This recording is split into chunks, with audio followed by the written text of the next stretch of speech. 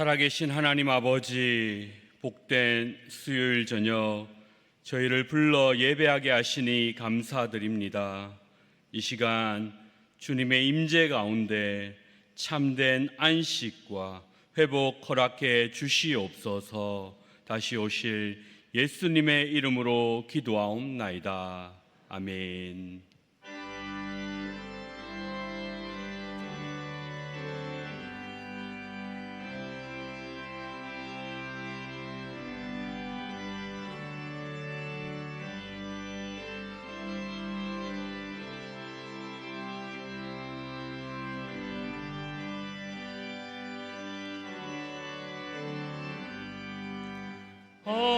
어려운 일 당할 때 나의 믿음 적으나 의지하는 내 주를 더욱 의지합니다.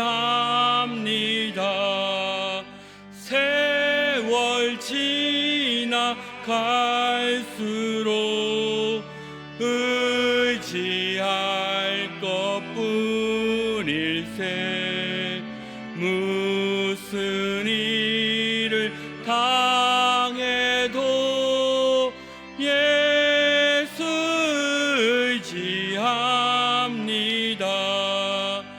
성령께서 내 마음 밝히 비춰 주시니 인도하심 따라서 주만 의지합니다. 세월 지나갈수록 의지할 것뿐일세. 무슨 일을 당해도 예수 의지합니다. 밝을 때의 노래와 어둘 때의 기도로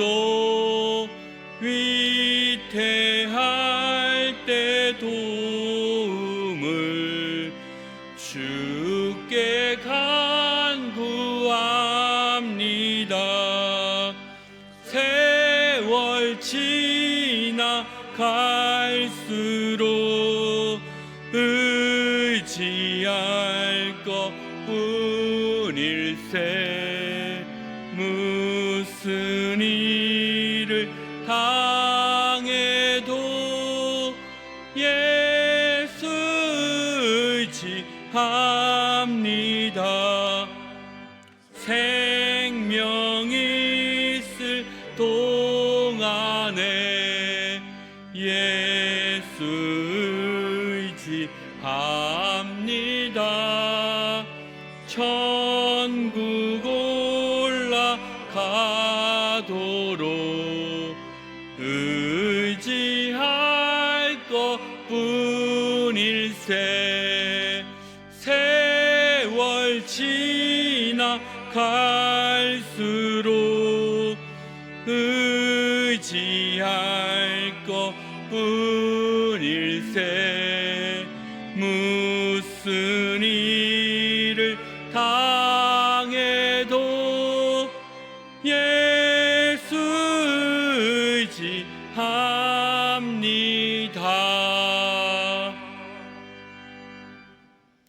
예배 기도 맡으신 권사님께서 건강상 이유로 부득이하게 함께하지 못하셨습니다. 이 시간 함께 통성으로 기도할 때 교회를 위해서, 오늘 드려질 예배를 위해서 모든 성도가 그리스도 안에 하나 되게 해달라고, 또 다음 세대 주일학교와 청년들 여름 사역을 위해서, 또한 미얀마 선교를 위해서, 개인의 회개와 결단을 위해서, 아픈 성도들을 위해서, 나라와 민족을 위해서 다 같이 통성으로 기도하시겠습니다. 살아계신 하나님 감사합니다.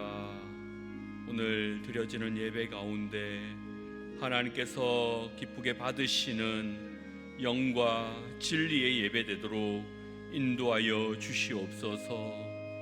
하나님, 이 시간 주시는 말씀을 통하여서 내가 먼저 회개하고 나의 연약함을 또한 나의 죄를 주님 앞에 아뢰일 때에 하나님 용서하여 주시고 세상의 유혹을 이기고 하나님 말씀 가운데 살아갈 수 있는 힘을 허락하여 주시옵소서.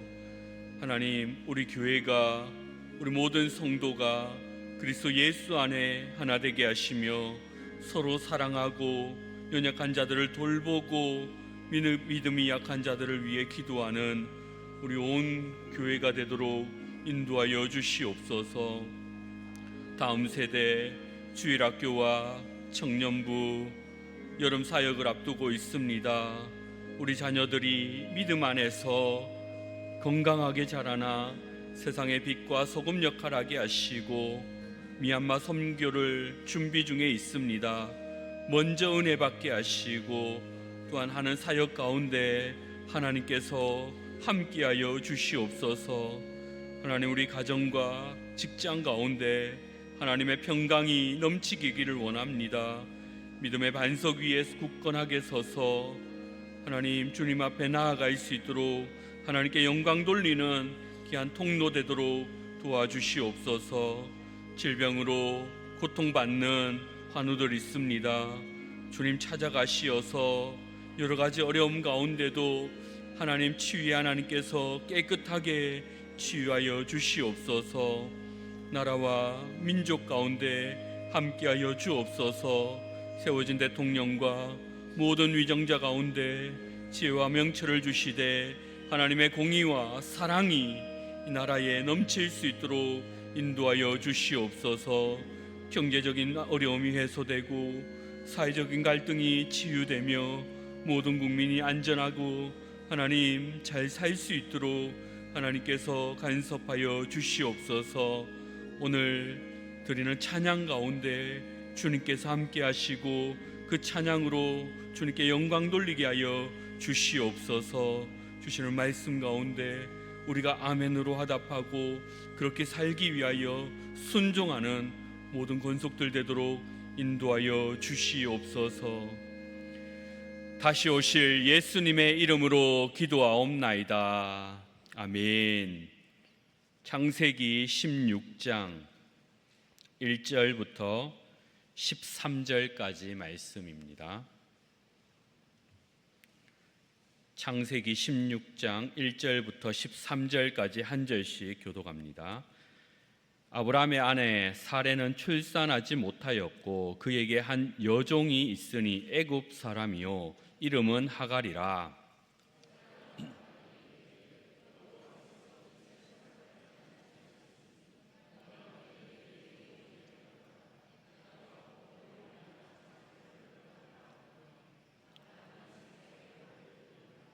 아브라함의 아내 사레가 그 여종 애굽 사람 하갈을 데려다가 그 남편 아브라함에게 첩으로 준 때는 아브라함이 가나안 땅에 거주한 지 10년 후였더라.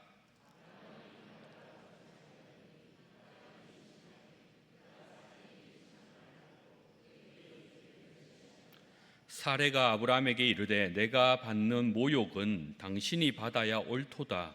내가 나의 여종을 당신의 품에 두었거늘 그가 자기의 임신함을 알고 나를 멸시하니 당신과 나 사이에 여호와께서 판단하시기를 원하노라.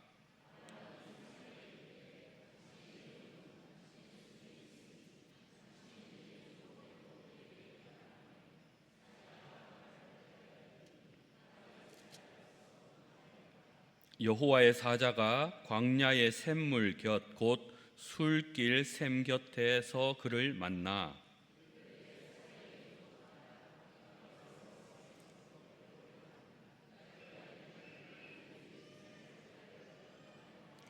여호와의 사자가 그에게 이르되 네 여주인에게로 돌아가서 그 수하에 복종하라.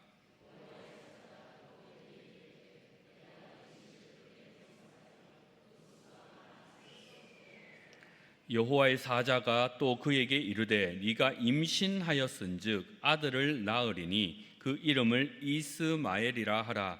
이는 여호와께서 네 고통을 들으셨음이니라.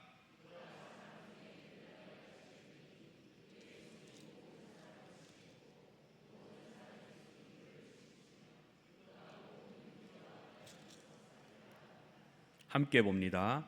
하갈이 자기에게 이르신 여호와의 이름을 나를 살피시는 하나님이라 하였으니 이는 내가 어떻게 여기서 나를 살피시는 하나님을 배웠는고 함이라.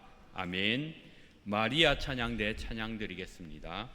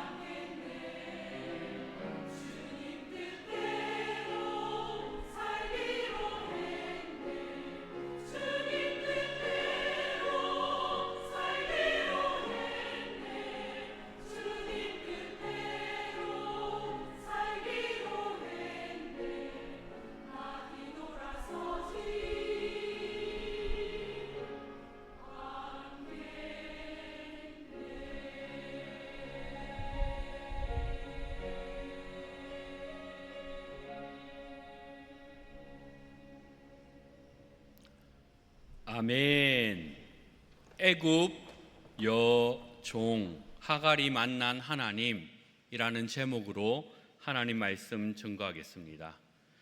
삶의 계획이 우리 뜻대로 되지 않을 때 혹은 어려운 상황에 직면했을 때 우리는 인간인지라 불안과 초조함이 다가옵니다. 모든 것을 빠르게 해결하고 즉각적인 만족을 주는 시대에 살고 있기에 이 기다림은 익숙하지 않은 고통 중에 하나입니다. 기다림은 단순한 시간의 흐름이 아니라 하나님의 때를 기다릴 때 우리 믿음 중 가장 큰 시험이 됩니다. 아브람과 사레는 약속의 성취가 보이지 않자 의심합니다. 인간의 조급함과 하나님에 대한 믿음 사이에 간격이 보입니다. 그들의 조급함은 나이가 많아짐에 따라 자녀를 갖지 못할 것 같은 두려움과 불안에서 비롯되었습니다. 이런 두려움은 여기 계신 모든 분들에게도 있습니다.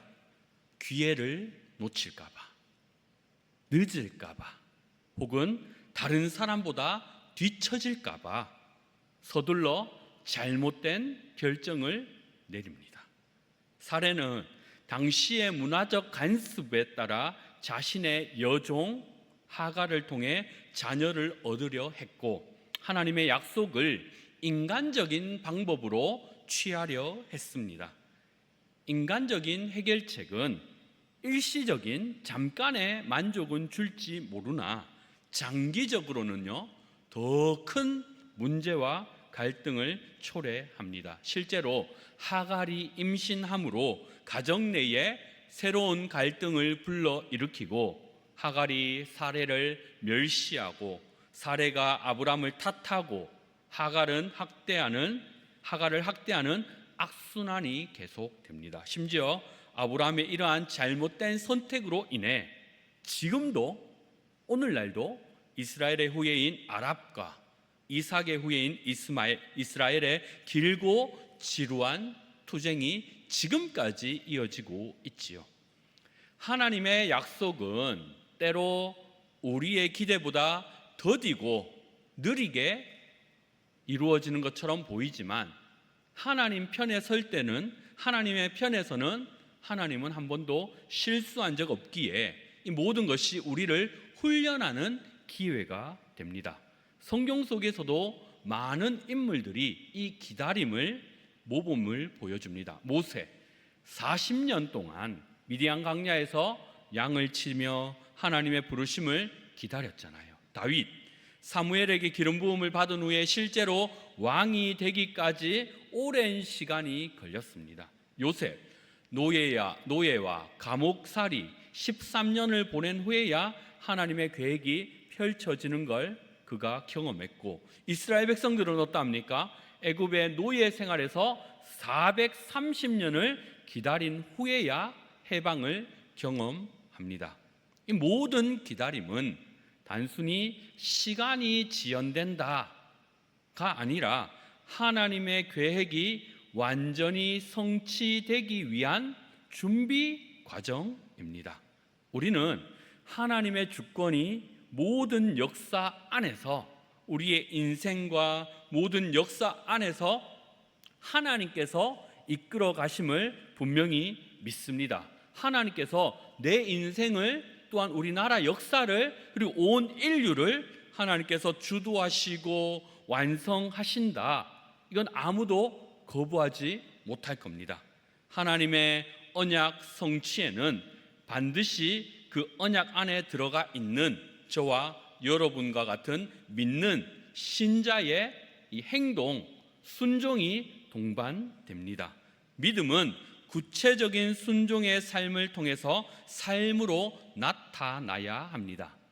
창세기 12장에서 하나님은 아브람과 언약하셨고 또한 15장에서는요 이 언약을 공식적으로 제정하는 예식이 있었습니다. 그리고 오늘 말씀은 그 바로 다음 내용들인데 12장의 뒷부분을 보시면 하나님께서 아브라함에게 언약을 주신 후에 아브라함이 애굽으로 내려가서 아내 사레를 누이라고 속이는 사건이 기록되어 있습니다. 언약을 받고 그걸 속이고 누이라고 속이는 사건이 12장과 12장 뒤편에 기록되어 있고 오늘 본문은요 아브람과 하나님께서 언약을 체결했잖아요. 15장에서. 근데 16장에 와서는 이 아내의 어떤 사례가 하나님을 믿지 못하는 일이 벌어집니다. 먼저 12장의 아브라함의 잘못이 무엇입니까? 12장 11절, 그가 애굽에 가까이 이르렀을 때에 그의 아내 사레에게 말하되 내가 알기에 그대는 아리따운 여인이라. 애굽 사람이 그대를 볼 때에 이르기를 이는 그의 아내라 하여 나를 죽이고 그대는 살리리니 원하건대 그대는 나의 누이라 하라. 그러면 내가 그대로 말미암아 안전하고 내 목숨이 그대로 말미암아 보존되리라 하니라. 아브라함은 애굽에 내려갈 때 자기가 죽을 것을 두려워하여 아내 사레를 누이라고 속인다. 우리가 어떻게 이해해야 합니까? 그저 아브라함이 거짓말했다, 이걸로 만족하면 됩니까? 거짓말도 좋은 게 아니긴 하지만 여기에서 핵심은 거짓말했다가 아니라 오히려 아브라함이 애굽에 내려가서 거짓말한 이유는 그가 하나님의 약속을 신뢰하지 않았다에 있습니다. 언제요? 12장 초반에 하나님께서 아브라함에게 약속을 주셨어요. 어떤 약속입니까? 내가 너로 큰 민족을 이루게 하겠다, 네 이름이 창대하게 해주겠다, 너는 복의 근원이 될 거다라고 이미 약속을 하셨는데, 아브라함이 이 약속을 믿는다면, 그리고 이 약속을 주신 하나님을 제대로 안다면 아브라함은 애굽에 내려가서 바로가 온다고 할지라도 절대로 자기 자신을 해칠 수 없음을 알아야 했습니다. 왜냐하면 내가 만약에 바로로 인해서 죽으면 하나님의 약속이 다 깨어지기 때문이죠. 하나님은 내가 너로 큰 민족을 이루겠다, 네 이름을 창대케 하겠다, 네가 복이 될 것이다 약속했는 모든 것이 하나님이 거짓말하는 일이 되어버리기 때문입니다. 아브라함이 정말로 하나님을 믿었다면 하나님께서는 아브라함을 위해서가 아니라 자기 자신을 위해서 결코 아브라함을 죽도록 내버려 두실 수가 없다는 걸 아브라함이 믿어야 했어요. 12장 후반부의 아브라함은 전형적인 하나님의 약속을 신뢰하지 못한 사람임을 봅니다. 아브라함은 하나님도 하나님의 약속도 믿지 못하는 아주 나약한 사람 모습을 보여줍니다. 그런데 오늘 본문은 그와 대응해서 사례의 불완전함을 보여줍니다. 본문 2절, 사례가 아브라함에게 이르되 여호와께서 내 출산을 허락하지 아니하셨으니 원하건대 내 여종에게 들어가라. 내가 혹 그로 말미암아 자녀를 얻을까 하노라 하매 아브라함이 사례의 말을 들으니라. 이 사례의 말은 첫 범죄 때의 인류의 대답과 매우 유사합니다. 사례의 첫 대답이 무엇입니까? 여호와께서 내 출산을 허락하지 아니하셨다. 불임의 책임을 하나님께 돌리고 있어요. 아브라함은 약속을 받았는데 말할 필요도 없이 이 약속의 성취는 복이지요. 그런데 그 약속이 이루어질 수가 없어요. 왜요? 사라가 불임이기 때문에. 그렇다면 복을 주시는 분이 하나님임이 맞지만 사실상 그 복을 가로막는 것도 하나님이다라고 말하는 겁니다. 하나님께서 큰 민족을 약속하셨는데 큰 민족으로 나아가려면 한 명의 임신이 되어야 하는데 사라가 이것을 두고 뭐라고 말합니까? 하나님이 이 복으로 향하는 길을 막고 있다, 불임의 원인은 하나님께 있다라고 말하는 겁니다. 아담과 하와가 선악을 알게 하는 나무의 열매를 먹고 난 후에 뭐라고 했습니까? 아담이 하나님께서 나에게 주셔서 나와 함께 한 이 여자가 주어서 내가 먹었습니다. 단지 핑계대는 게 문제가 아니라 문제는 원인이 하나님께 있다라고 하는 게 문제라는 말입니다. 복을 누가 주십니까? 하나님이 주시는데, 그런데 불임이 지속된다고 해서 사라는 하나님께 불평하고 있어요. 불평의 책임이 하나님께 있습니다. 문제의 원인은 결국 내가 아니라 하나님입니다. 이렇게 말하는 거지요.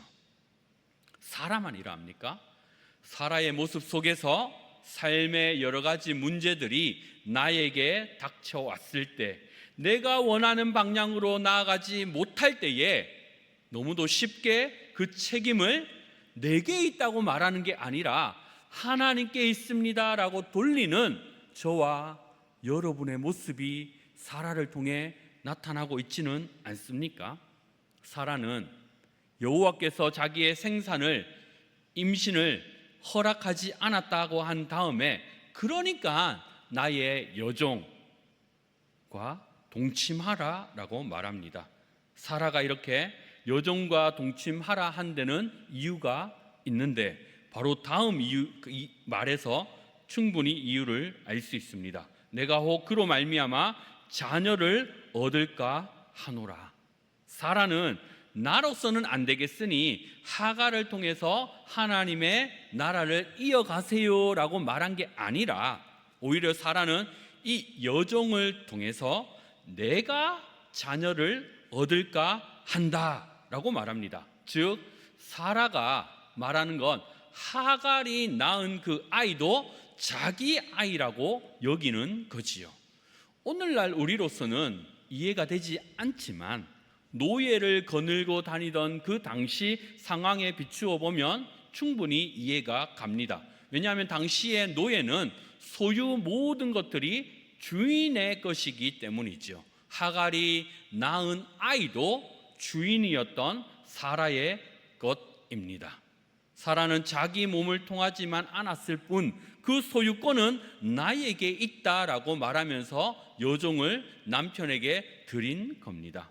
하나님은 천지를 창조하실 때에 없는 상태에서 만드신, 무로부터 창조가 가능하신 여호와 하나님이신데, 아브람과 사라는 마치 주변에 있는 찌꺼기들 모아서 그저 성을 지을 수 있는 분이라고 하나님을 하향 평가한 거지요.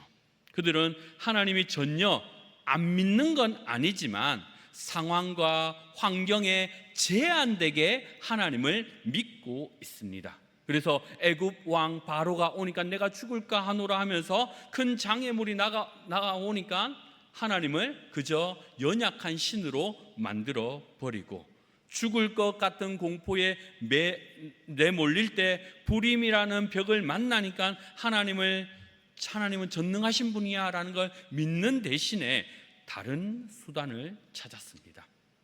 창세기 12장과 16장에서 모두 하나님의 약속이 있음에도 불구하고 이 약속을 신실하게 의지하지 못하는 이 두 사람, 12장에서는 아브람, 16장에서는 사라, 그리고 오늘날은 저와 여러분들의 모습입니다.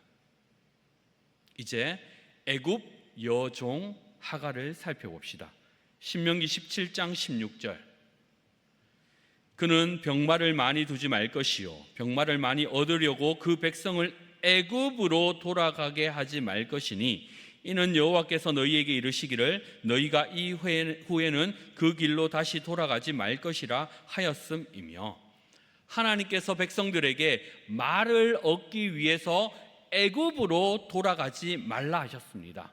하나님의 말씀은 그럼에도 불구하고 애굽의 말을 가지고 오지 말라, 애굽에 좋은 말이 많다, 그럼에도 불구하고 그 말들을 의지하지 말라, 너는 그 말이 없어도 승리한다. 본문 1절. 아브라함의 아내 사레는 출산하지 못하였고 그에게 한 여종이 있으니 애굽 사람이요 이름은 하갈이라. 창세기에서 사라가 아브라함에게 애굽 여종을 주었다 하는 점을 강조합니다. 상식적으로 생각해 봐도 남편에게 아이를 낳아줄 첩으로 애굽 여자를 주는 건 매우 이상한 일입니다. 왜냐하면 아브람과 사라가 하나님의 명령으로 하란을 떠날 때가 아브람의 나이가 몇 살입니까? 75세.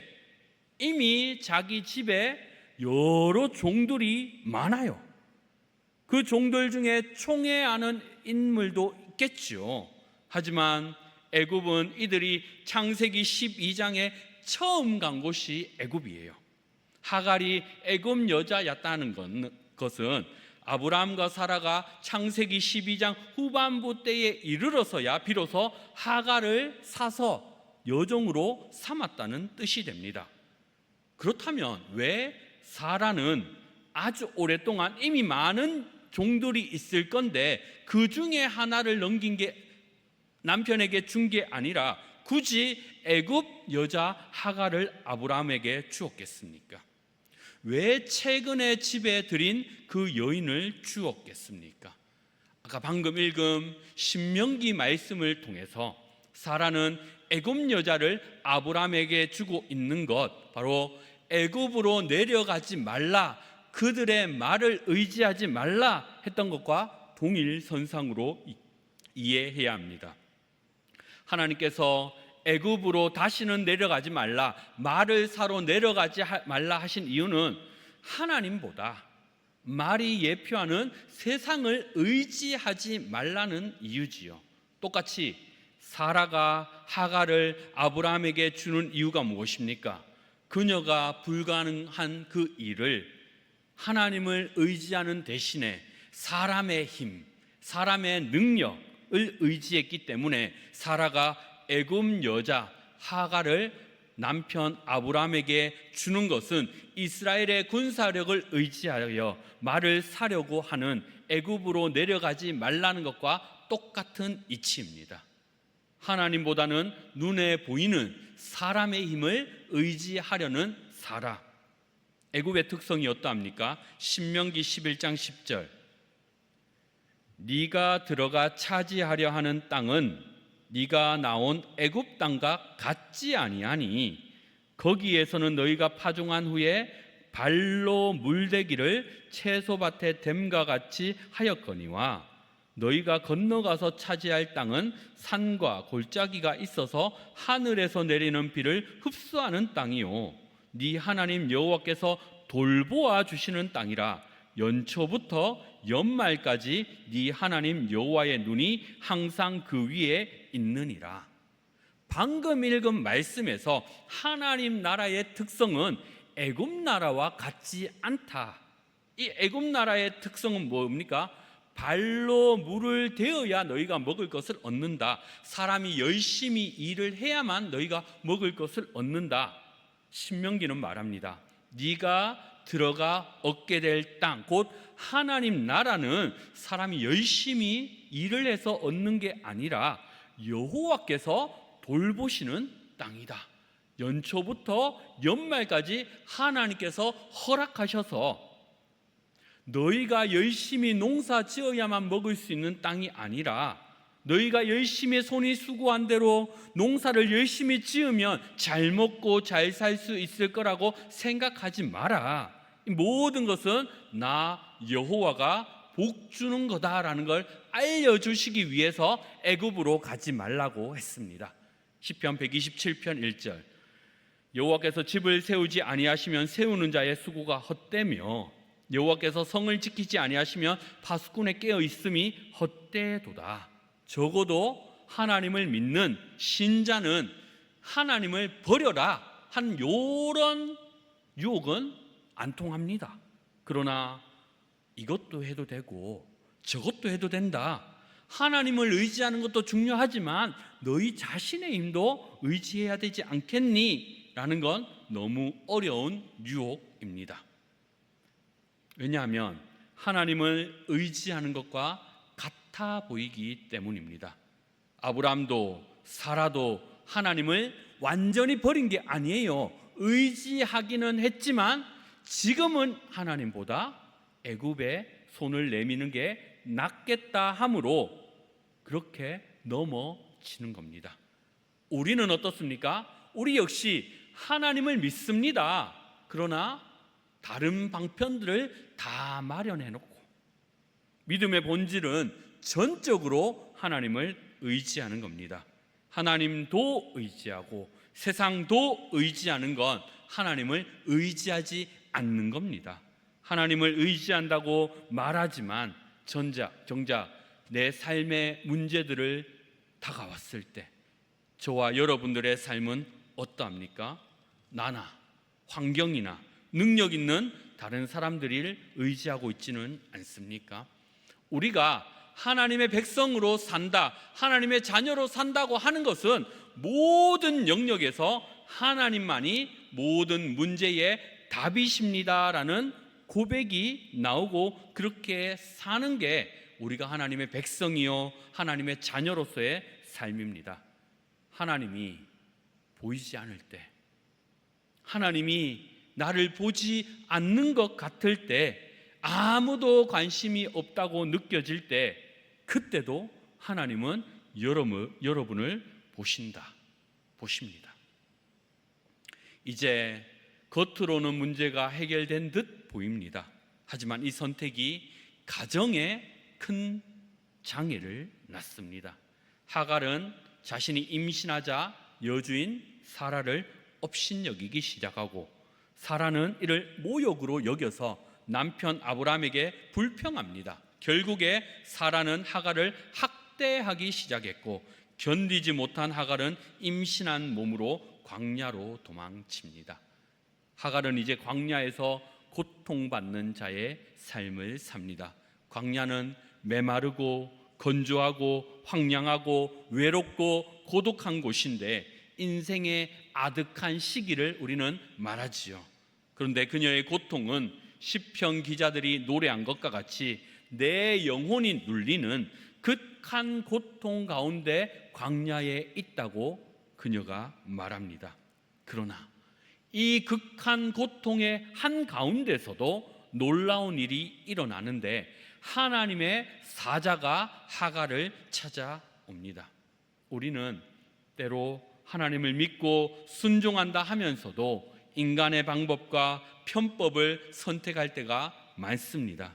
그러나 하나님은 우리가 인내하며 하나님의 때를 기다리기를 원하시며 우리가 고통스러운 광야에 있을 때라도 하나님은 우리를 찾아오셔서 홀로 내버려 두지 않고 우리를 만나 주십니다. 내가 불완전한 그런 상황에 있을지라도 하나님은 놀라운 계획을 계속해서 일구어 가십니다. 우리는 연약할지 모르나 하나님은 완벽하십니다.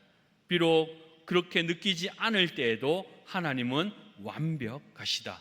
내가 하나님을 믿는다고 해서 하나님이 되는 게 아닙니다. 하나님은 이미 하나님이에요.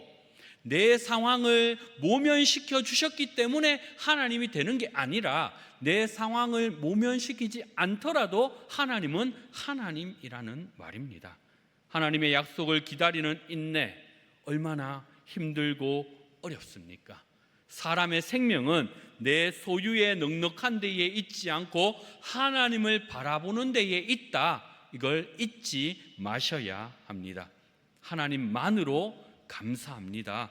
하나님으로 인해서 내가 나아갑니다. 그걸 고백할 때 하나님은 회복의 과정을 시작하십니다. 하나님 아버지는 자녀인 우리의 고통을 보시면서 즐거워하시는 분이 아니라 네가 얻을 유익 때문에 내가 고통, 고난 준다. 인간 편에서 볼 때는 싫어요. 필요 없어요. 없는 게 나아요. 말하지만 하나님, 완전하신 하나님, 실수가 없는 하나님 편에서 볼 때는 지금 네한테 필요한 게 이거다 하시면서 주는 겁니다. 그래서 그걸 내가 받고 왜 하나님 그렇습니까? 할 수 있어요. 그러나 그 다음은 하나님 의지합니다. 하나님밖에 없습니다. 할 때 하나님께서 우리를 찾아와 주신다는 말입니다.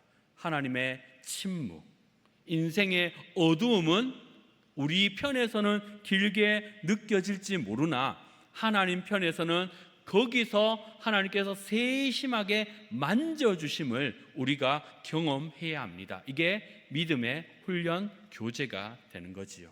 하나님은 아브라함의 변하는 믿음에도 불구하고 오래 참으시고, 아브라함은 어때요? 아내 사라를 누이라고 속이는 허물 많은 사람입니다. 그럼에도 하나님께서 그를 믿음의 조상이라고 불려지는 이유는 하나님의 은혜가 그의 삶을 왕노릇하기 때문입니다. 그 은혜가 아브라함뿐만이 아니라 저와 여러분을 지금도 이끌고 계심을 믿으시기를 바랍니다.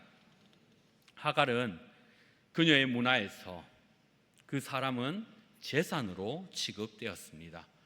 유용해 보일 때는 가치 있는 것으로 보여서 쓸모가 있는 것처럼 보였는데, 주목받고 상처받을 때는 무시당했습니다. 그러나 하나님은 그런 여인도 돌보십니다. 본문 13절, 하갈이 자기에게 이르신 여호와의 이름을 나를 살피시는 하나님이라 하였으니 이는 내가 어떻게 여기서 나를 살피시는 하나님을 배웠는고 함이라. 하갈이 자기에게 이르신 여호와의 이름을 나를 살피시는 하나님, 엘로이라고 부릅니다. 엘로이는 광야에서 홀로 있던 여종 하갈이 불렀던 여호와의 이름입니다. 하나님은 적극적으로 그녀를 보고 적극적으로 그녀의 신음을 들으시고 우리의 삶에도 적극적으로 개입하시는 하나님입니다. 심지어 내가 잘못했을지라도, 내가 일을 망쳤을지라도, 완전히 나 혼자 있는 것 같을지라도 하나님은 그 가운데 우리를 찾아와 주십니다.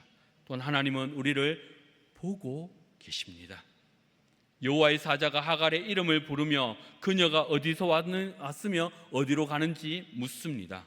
하나님께서 하갈을 너무나도 잘 알고 있고 그녀의 과거도 그녀의 현재도 미래도 관심을 가지고 있다. 하나님은 저와 여러분의 과거, 현재, 미래 모든 순간을 아시고 지금도 여러분들을 유심히 보고 계십니다. 좋으십니까? 죄 짓는 것도 보고 계십니다. 또한 하나님은 들으십니다. 하나님은 하갈의 아들의 이름을 이스마엘이라고 짓습니다. 하나님의 들으심이라는 뜻이지요. 우리의 울부짖음을 하나님은 들으십니다. 또한 하나님은 위로하십니다. 하나님께서 찾아오시고 그녀에게 약속을 주시고 너 아들도 수많은 자손을 보게 될 것이라는 약속을 주셨습니다. 하갈은 하나님께서 자신을 살피고 기도에 응답하시는 걸 광야에서 경험했습니다.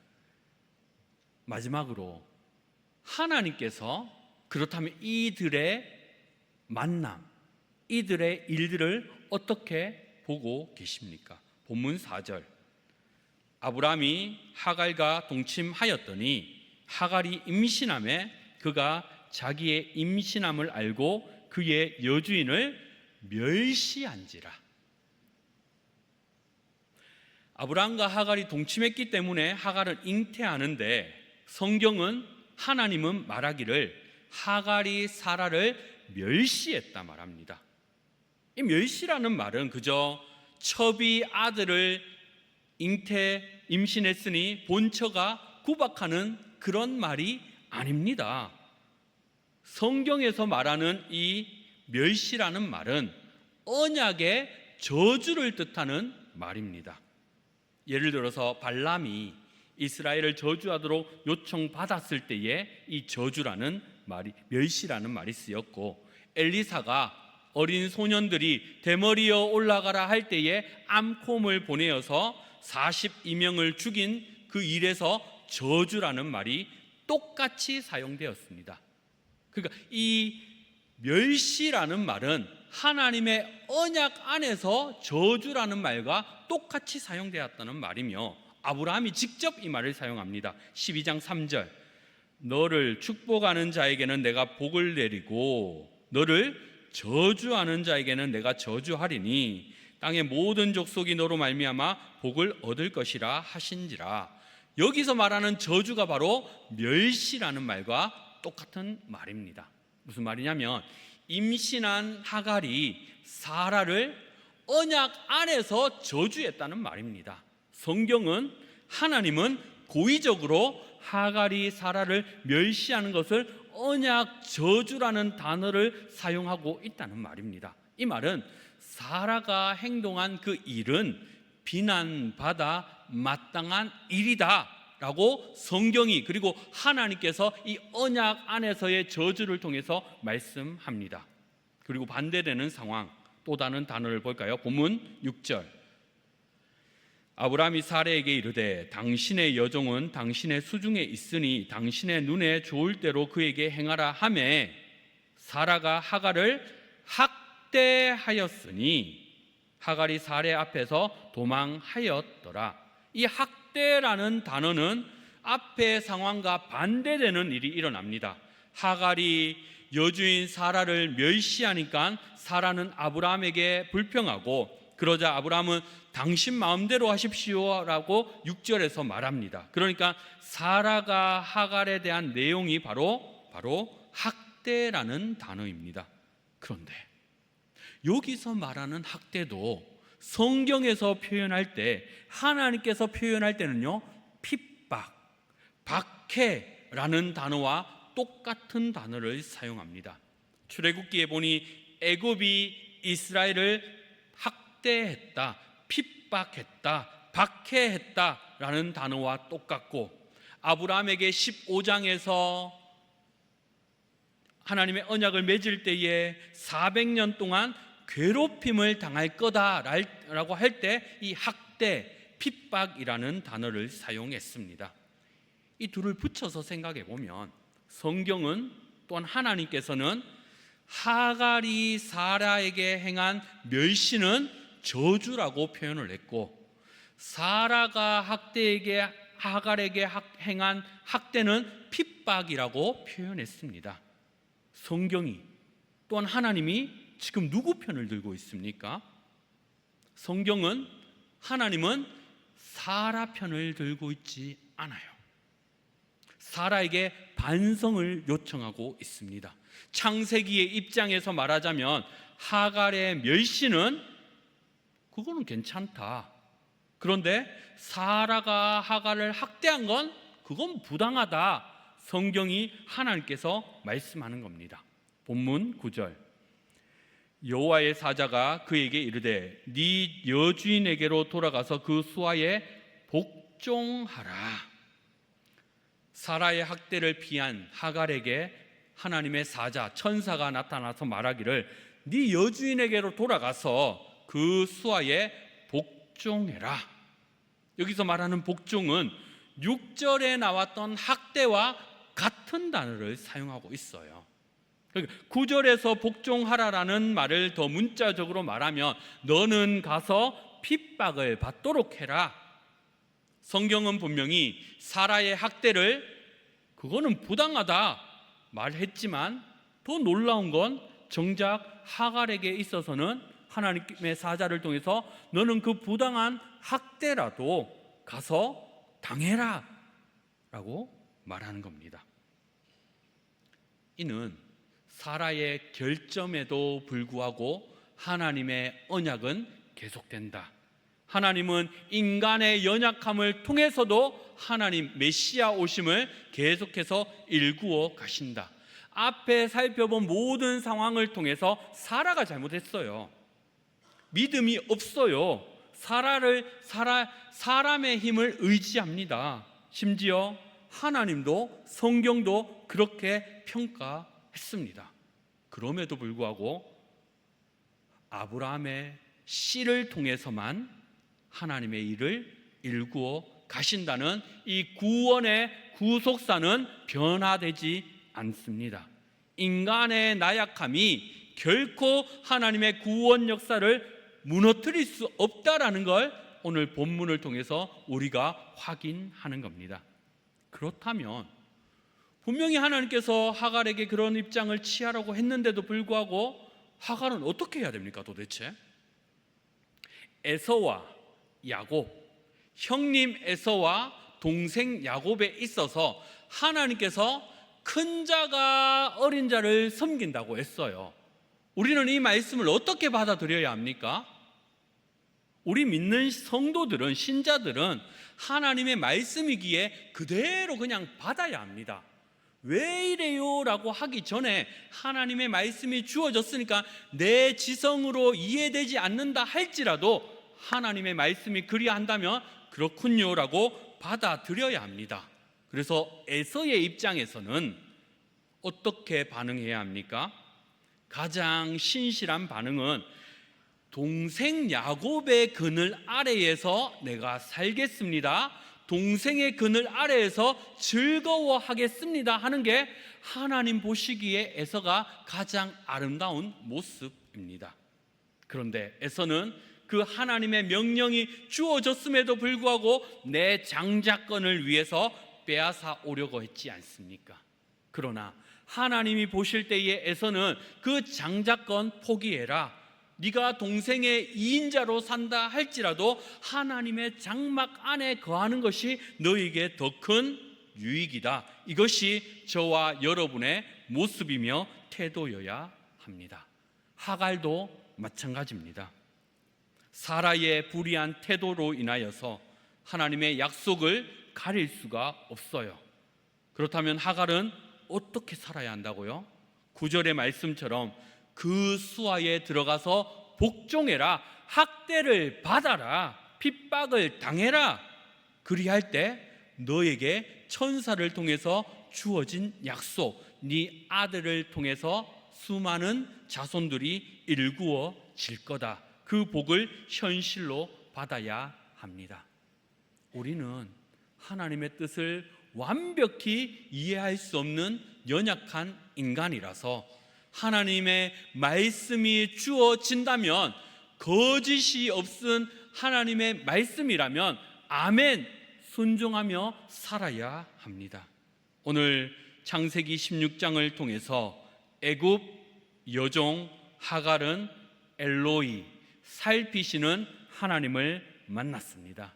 하나님은 우리의 모든 상황을 아시고 우리의 모든 고통을 들으시고 우리를 홀로 내버려 두지 않으시는 하나님이십니다. 그 하나님께서 지금 홀로 있는 것 같은 여러분들에게 찾아오시어서 내가 너를 안다, 내가 너를 살핀다 말씀하십니다. 하나님의 때를 인내로 기다리시기를 바랍니다. 인간적인 방법이 유혹해 올 때에 하나님 믿음으로 승리하겠습니다 라고 결단하시기를 바랍니다. 하나님의 세심한 돌보심과 하나님의 섭리는 내 삶에도 유지되고 있다. 내가 광야 같은 삶을 산다 할지라도 하나님은 여전히 나를 돌보시고 동행하고 계심을 믿으시고 모든 상황 속에서 하나님의 일하심을 인정하며 감사하시기를 우리 주님의 이름으로 축원합니다. 사랑과 은혜가 풍성하신 하나님 아버지, 오늘 하갈의 삶을 통해 우리를 살피시고 우리의 모든 것을 아시는 엘로이 하나님을 만남을 감사드립니다. 우리의 삶의 여정 가운데 때로는 하갈과 같이 외롭고 고통스러우며 아무도 나를 알아주지 않을 때가 있음을 고백하오니, 그러나 그 순간에도 한 번도 나를 놓친 적 없으시고 지켜보시며 저희의 눈물을 닦아주시고 피할 길을 예비하신 하나님의 크신 은혜를 믿습니다. 우리 한 사람 한 사람에게 동일한 은혜를 부어 주시옵소서. 그리할 때 하나님께 영광 돌리며 살아가는 우리 모든 권속들 되도록 인도하여 주시옵소서. 감사드리며 예수님의 이름으로 기도하옵나이다. 아멘.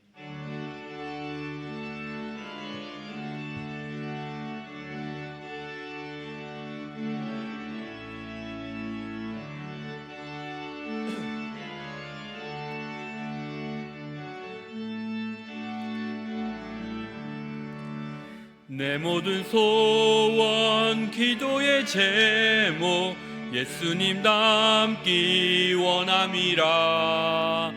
예수님 형상 나 있기 위해 세상의 보화 아끼지 않네. 예수님 닮기 내가 원하네. 날 구원하신 예수님을 내 마음속에 지금 고도사 주님의 영상 인치소서. 무한한 사랑 풍성한 긍휼 슬픈 자 위로 하시는 주. 길 잃은 죄인 부르는 예수 그 영상 담게 하옵소서. 예수님 닮기 내가 원하네.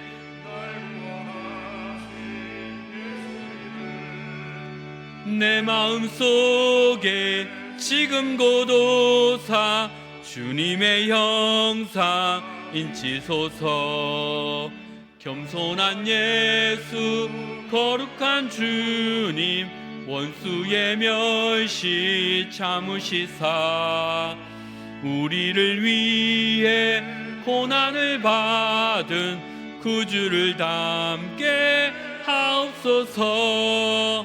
예수님 닮기 내가 원하네. 날 구원하신 예수님을 내 마음속에 지금 고도사 주님의 형상 인치소서.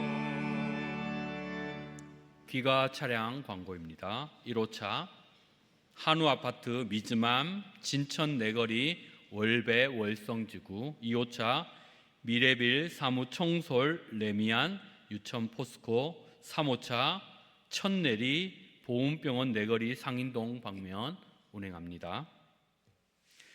지금은 우리 주 예수 그리스도의 은혜와 하나님 아버지의 크신 사랑과 성령 하나님의 교통하심이 함께 예배하며 살피시는 하나님을 만나고 돌아가는 우리 성도들 머리 위에 이제로부터 영원토록 함께 있을지어다.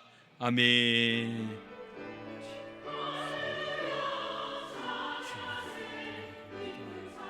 우리를 만나주시고 우리의 모든 상황과 사정을 살펴 주시옵소서. 예수님으로 기도하옵나이다.